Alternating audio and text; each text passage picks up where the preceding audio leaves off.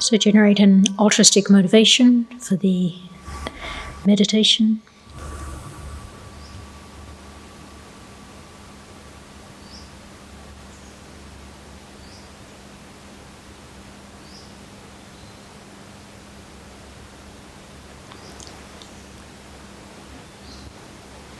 The first of the 4 opponent powers is the power of the basis.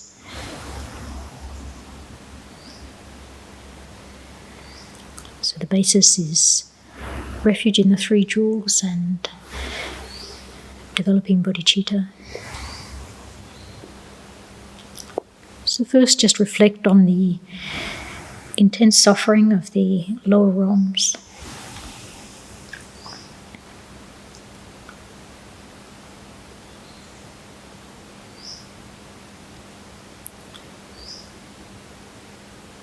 Think of the different animals and insects striving for food and fearing being eaten.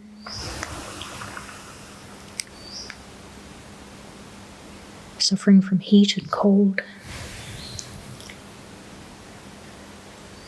Other dangers.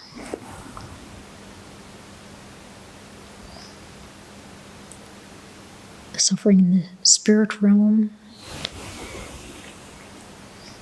intense hunger and thirst and very intense heat and cold.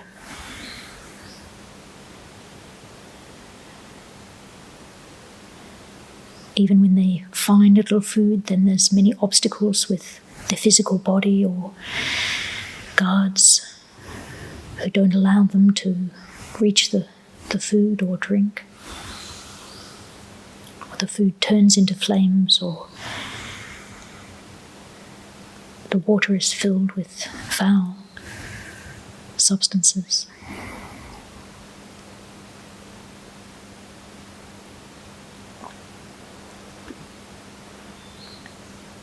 And then the continuous, intense suffering of the hell realms.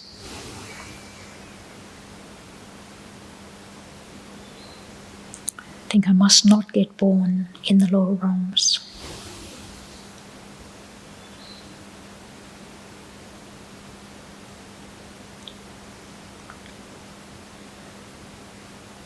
And reflect on the whole of samsara, how as a human being, an upper realm being or a god, there's always the danger of dying and falling to the lower realms.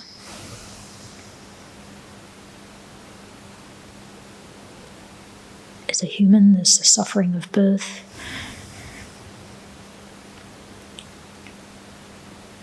suffering of aging, and faculties declining, various sufferings of different illnesses.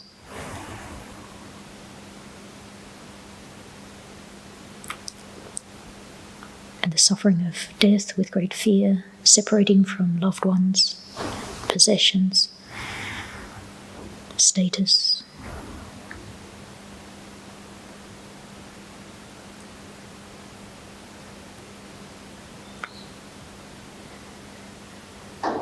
And as humans, we would be very amazed to have all the opportunities of the gods with very beautiful bodies and really very fine sense enjoyments, great wealth and no need to work or toil. There's a lot of jealousy of lesser gods, of the higher gods, or those more wealthy.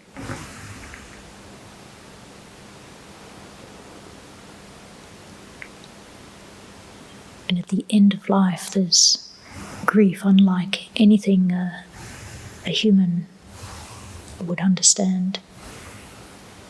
A whole week of suffering with clairvoyance, knowing one's falling to a lower realm, a lower state,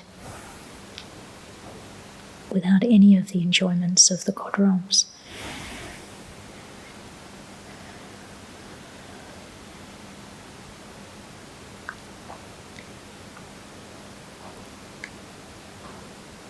So think how all sentient beings are in the same situation, but the vast majority have no understanding of that reality.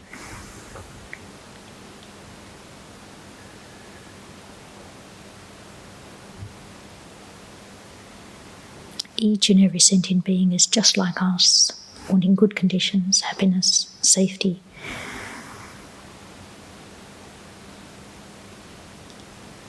So who can we turn to for protection? Who can help?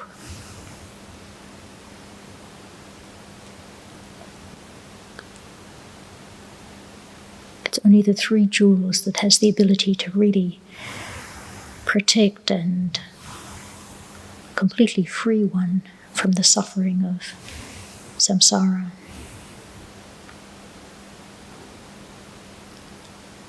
And temporarily from rebirth in the lower realms.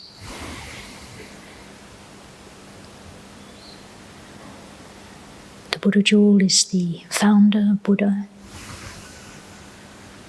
He's like a doctor who attained the omniscient state, free of all faults, and all qualities develop.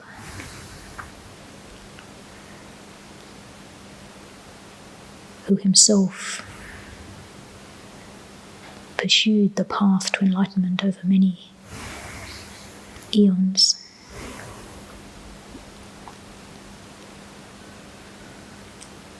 The Dharma jewel is the actual remedy, the actual refuge. It's the true paths and true cessations, the realizations that the Buddha has. And the Buddha teaches how to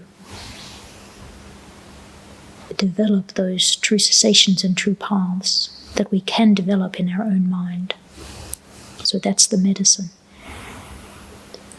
the teachings and the realizations of those.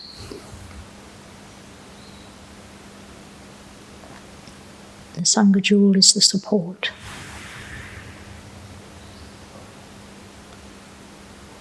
Actually, the Arya beings who've realized emptiness. So totally understand Buddha's instruction, the root cause of samsara. They're like skilled nurses who can guide us how to practice the pure Dharma.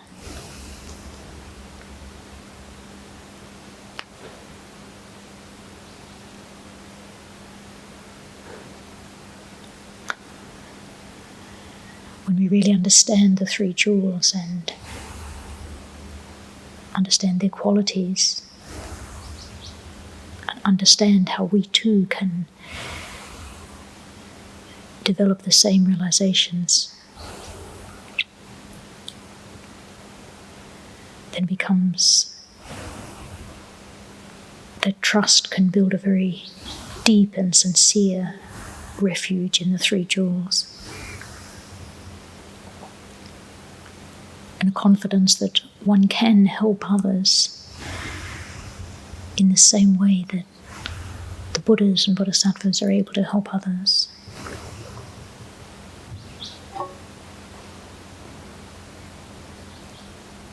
So with great compassion for other sentient beings and really wanting them to have the happiness of all the stages of the path and temporary happiness in the meantime.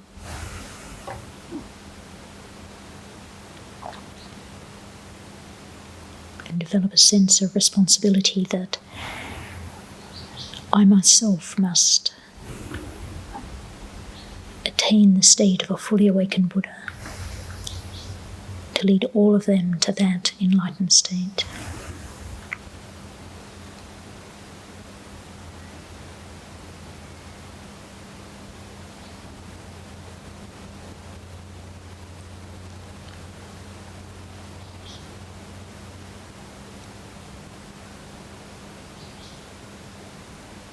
Fully focus on that mind of bodhicitta, and reliance on the three jewels.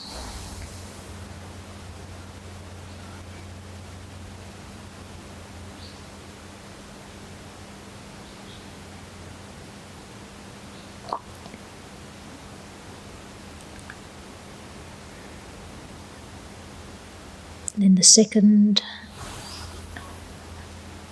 power is the power of regret.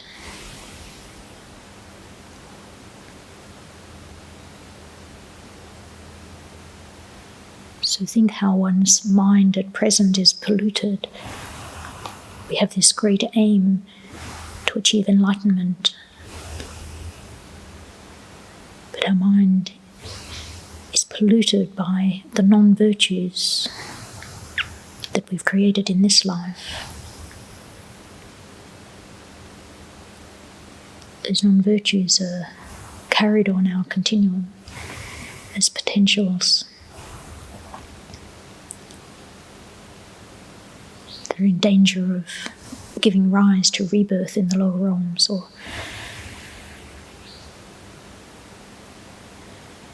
other sufferings. So regret all those non-virtues, physical, verbal, mental non-virtues, out of attachment, out of anger, out of ignorance, to our enemies, our friends and loved ones, strangers.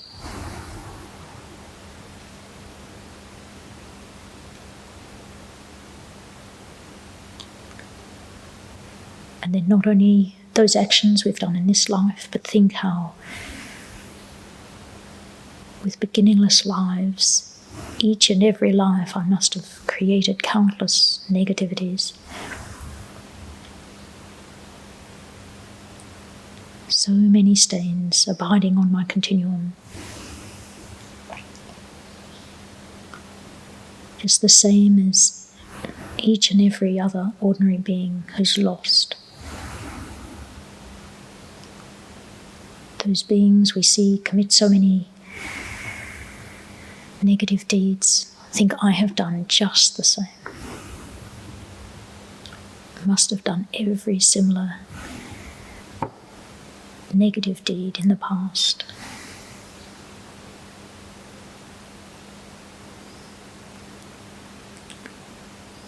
So we regret our own actions in past lives as well as all the negativities of other sentient beings.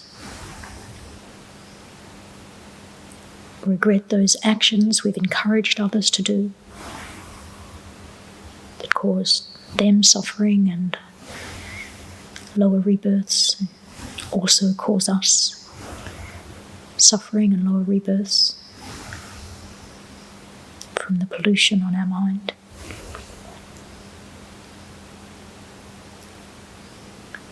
And also all those negative actions we didn't do or encourage others to do, but yet we rejoiced that they were done through jealousy or greed or hatred or attachment.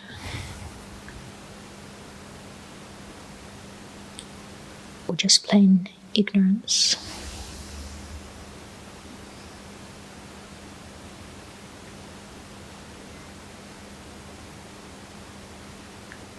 Regret all these negativities, recognizing the great burden, how even one negativity, one negative potential on our mind can give the result of a lower rebirth many times over.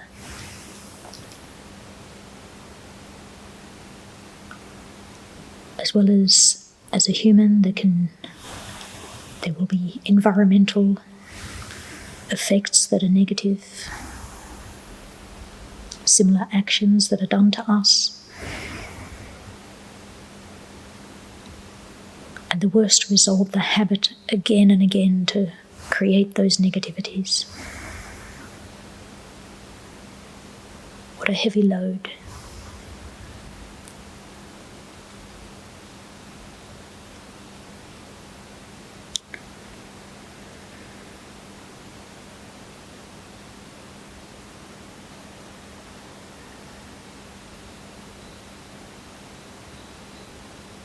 focus on the power of regret.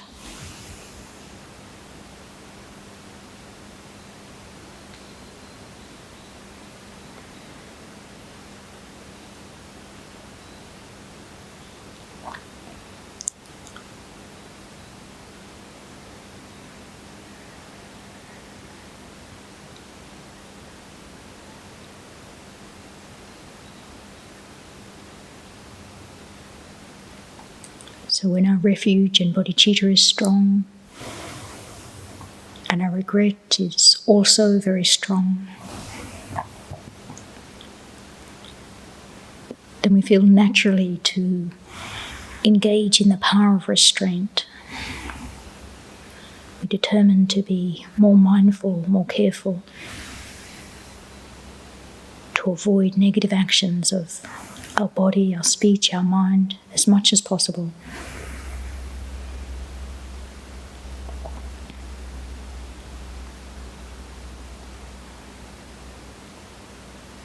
We need to purify daily, but also need to practice restraint.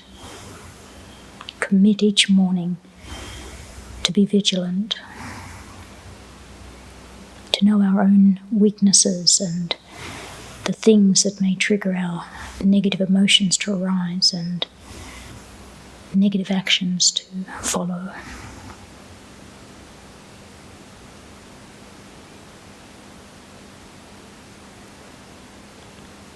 Determined to keep very well our refuge and bodhicitta commitments, all our commitments as much as possible, following the Dharma.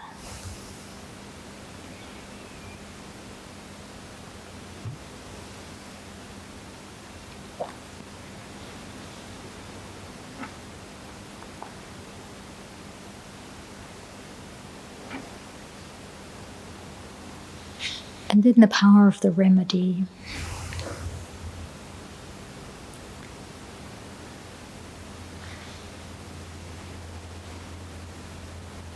Having developed a strong wish to attain full awakening, to have the same excellent, perfect qualities to help other beings be free of samsara and achieve Buddhahood. Then the power of the antidote will use as meditation on the 6 perfections, the practices of a bodhisattva.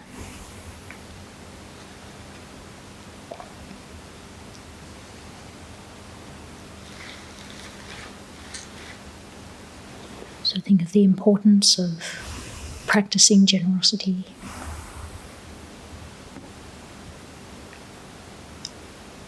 helping others with material goods,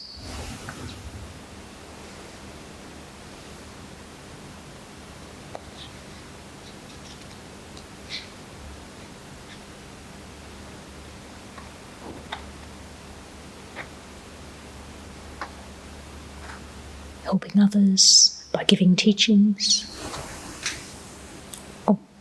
or protection from fear.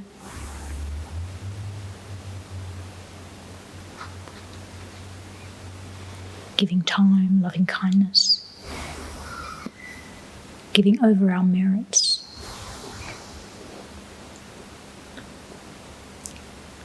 having a generous attitude to our circle of friends and family, our community, our enemies, to beings suffering in the lower realms and the upper realms.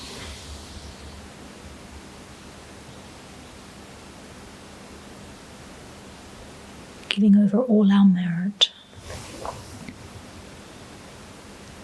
using our time, our body, our speech, our mind for sentient beings.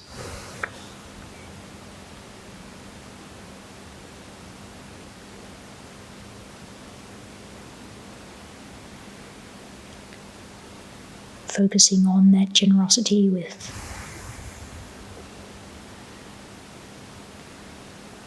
one-pointed focus.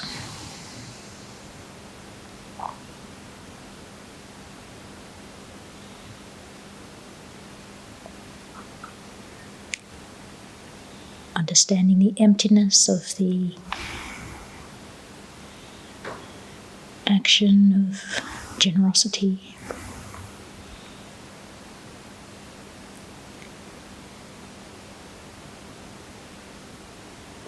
The one who is generous.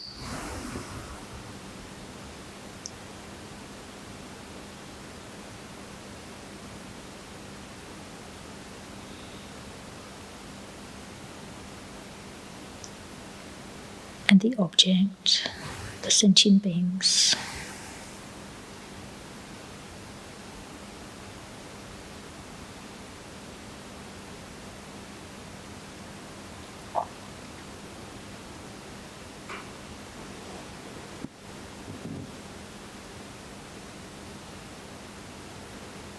And then meditating on the perfection of ethics.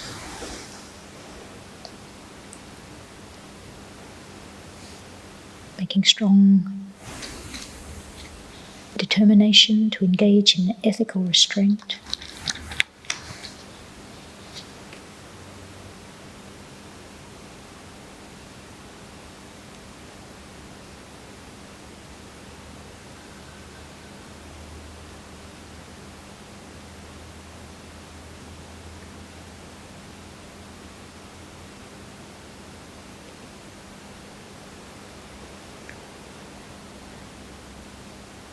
Not only restraining from non-virtue, but gathering virtue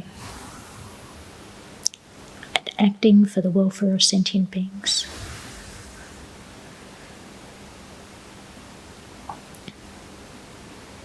On the basis of generosity, then ethics becomes much more easy, much more natural.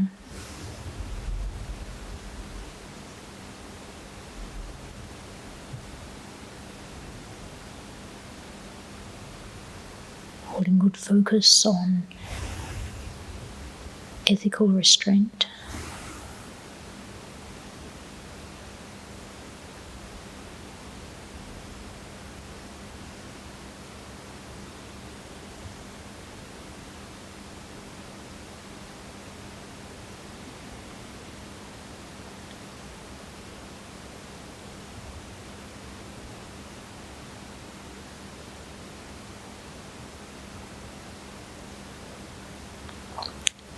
Remembering the emptiness of the agent, the action, and the object.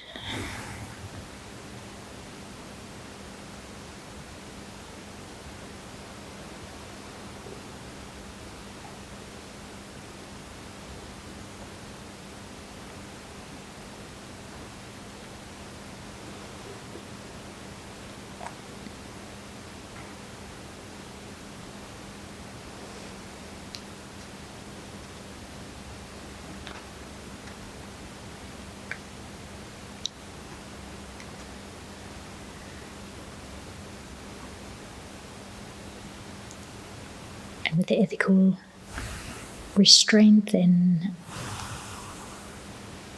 that easily leads on to patience, where one disregards the harm that is done to oneself.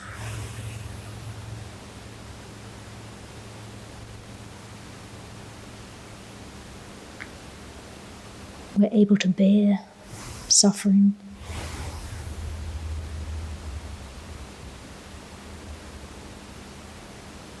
We don't abandon living beings.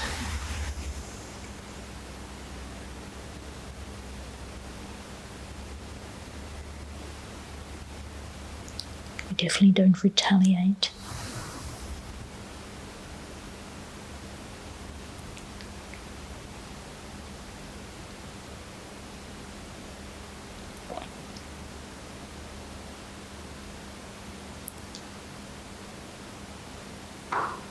Really understanding the situation of others, fully engaging in patience, holding that patient mind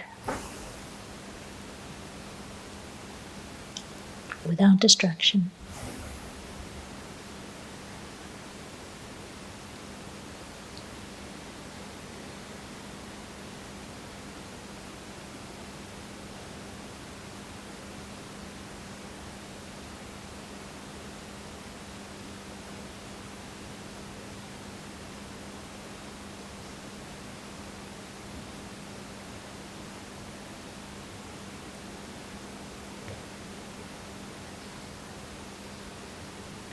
And remembering the emptiness of the agent oneself,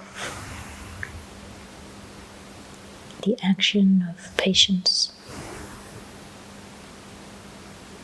and the object, sentient beings.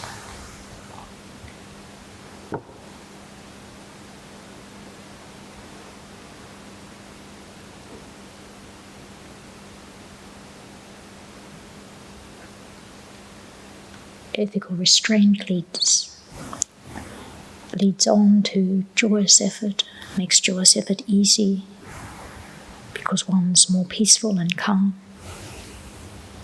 and enjoys engaging in virtue.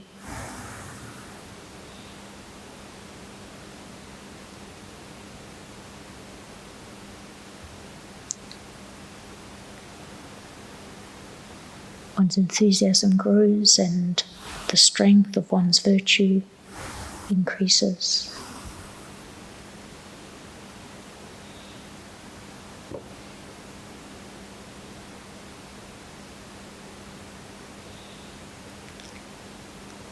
Hold that joy in virtue with concentrated mind, without distraction.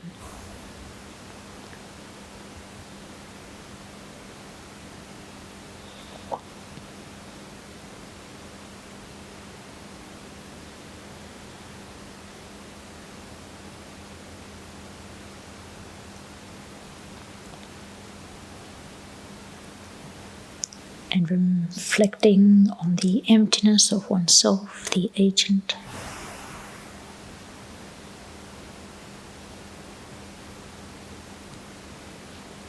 The action, the joyous effort. And the object, sentient beings.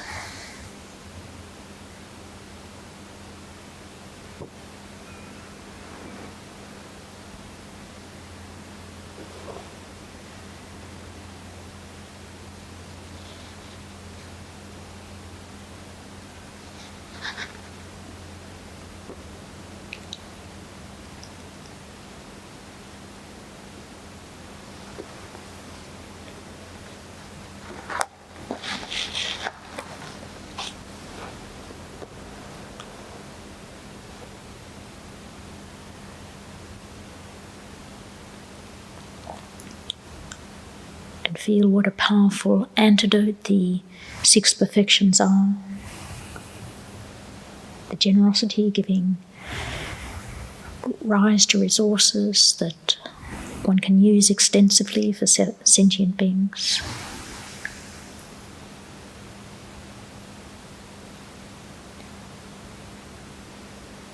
The ethics giving rise to a human rebirth again and again, or an upper realm rebirth to be able to continue one's practices, having all the faculties complete.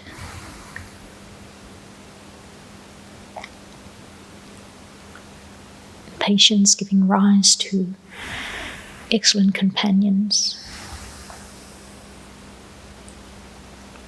who you can work with in harmony.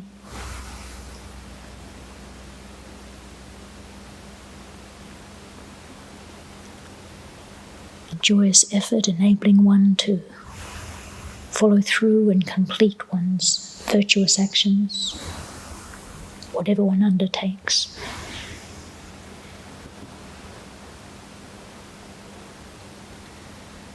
And focusing again in one's analytical meditation with concentration, then more and more becoming free of afflictions, causing dullness and distraction.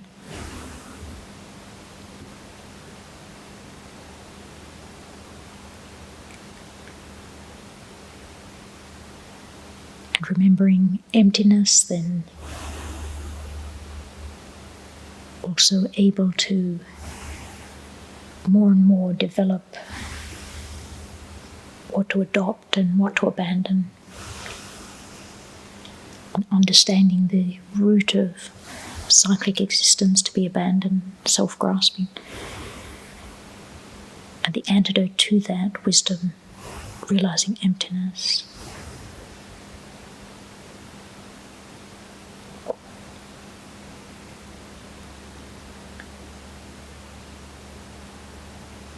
So really rejoice in being able to meditate in and purify in a very complete way.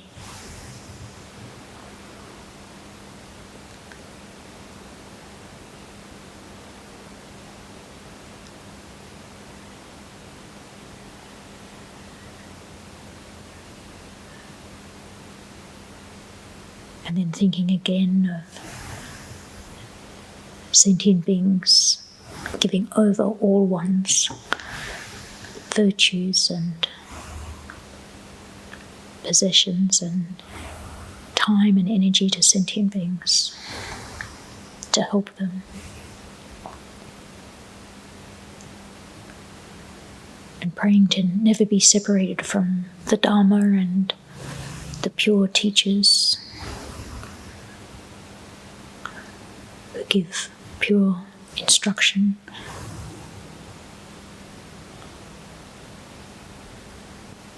And pray to complete the path to enlightenment to be of perfect benefit to each and every living being, so we can all quickly attain enlightenment.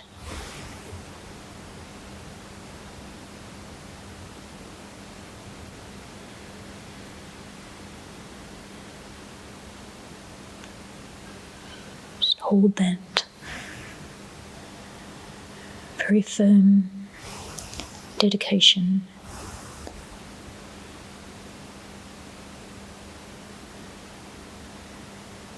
feeling one's mental continuum as being completely purified, and once again determining not to engage in negativities as much as possible, to increase one's virtue and purify daily